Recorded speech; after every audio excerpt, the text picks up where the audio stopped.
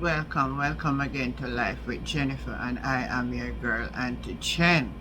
And we still depend on the government, we still depend on the whole saga and Dwayne Vaz and Bro God and all of them.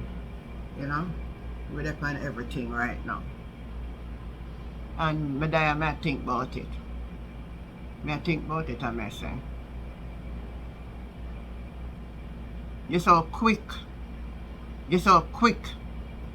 Then table this one in Parliament because Dwayne Vaz's name was in it. You're so quick.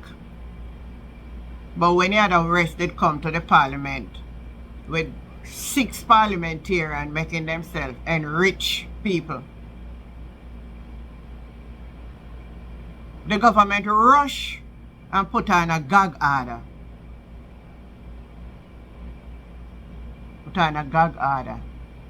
That nobody can talk a who and we can't hear. We need to pressure the government to hear. Who? And the Speaker of the House, we want to hear. Same how no can table it for the PMP, table it for the GLP too. And even if you're out of the 6, some more PMP name I go call out of it. Call their name. Call their name. What am I saying here? What am I saying?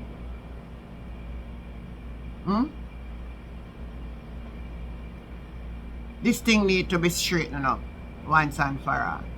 The people. But you know what? Dwayne Vaz came out and he had give a statement and explaining it. And I'm going to take you into it and make you listen what Dwayne Vaz have to say. Listen to this. A payment that they stated I should have made, which I was not, well, I was not aware. But based on the letter on May 18th, I thought, probably assumed wrongfully, that I was not supposed to pay that money. That's a figure of $250,000. That's a penalty for non-submission. When I received the summons this year, I was so surprised I actually called the Integrity Commission before the bailiff because I was confused. I thought something was wrong. So the bailiff turned up? They advised me that it's because I did not pay that fee. So hold on, a bailiff turned up at your premises? Well, I was actually at my son's sports day, and the phone, well, they called me, I told him I was there, because I was on hiding. So I told him to come and see me at the sports day, which he did. And I was so surprised because it was 3 years after. I heard nothing from the Integrity Commission from I received this letter on May 18th. So you would understand how surprised I was to receive a summons from an agency that I thought I had complied with fully.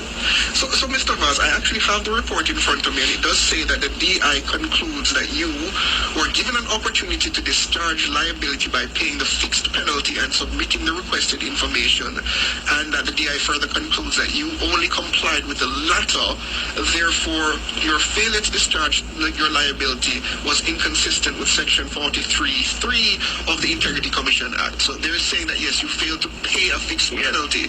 And that's why I thought I was being charged for failure to pay.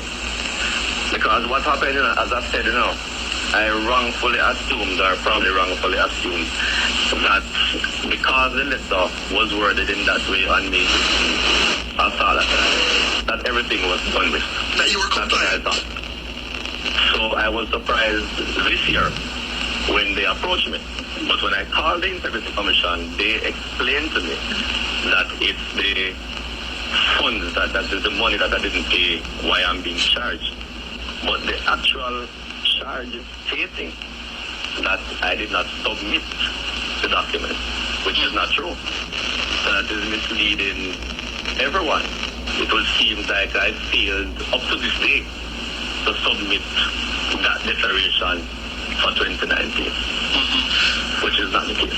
But explain this to me. Why are you being charged a fixed penalty for something that the Integrity Commission says that you fully completed? Well, the payment, they had sent a notice 2021, as I see it in the statement. That notice would have stated that I must submit the documents within a particular period of time. So when I submitted the documents, it would have been outside of that period of time. I think it was 21 days, but I submitted in late March that year. So I actually personally brought it in myself. So when I received a letter in May confirming from them that everything is duly okay, basically. That's May 2021. Assumed that everything was okay and done with, and the matter was done with. That was 3 years ago, May 2021. Well, this is interesting. Yeah. And again, the questions about the Integrity Commission proceedings and handling of these matters, because when the report was tabled in the House this afternoon, explain to us how that was presented. It was presented as he had breached Section 43(1)(b) of the Integrity Commission Act, which suggests that he failed to provide the information. It said nothing about the fixed penalty. Thought they were charged. So do you hear what Dwayne Vaz is saying? Dwayne Vaz is saying that he had asked for extension, but in the period of the time when he asked for the extension, they give him 21 days.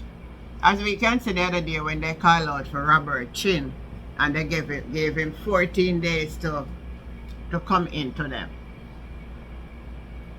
But what he says is that he didn't go within the 21 days, and they sent him that you have to pay a fine.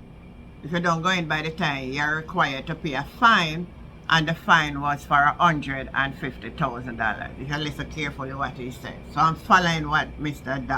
Vaz is saying. But he said after, and that was in March 2021. In May, he received confirmation from them that all is well, and they gave him his certification. So he didn't pay it no mind. He didn't pay attention to that, because then they figure more or less everything was okay. But here he is now, 3 years later. 3 years, you know. The Integrity Commission now is coming back after him. But the problem that what is said with Mr. Dwayne Vaz is saying, if they had said, if you listen to what he's saying, if they have said that he owed a fine and they are charging him for the fine, but they are saying what was read in the Parliament is that he did not declare according to Section 43. I am watching to see the outcome of this. I am watching to see the outcome of it.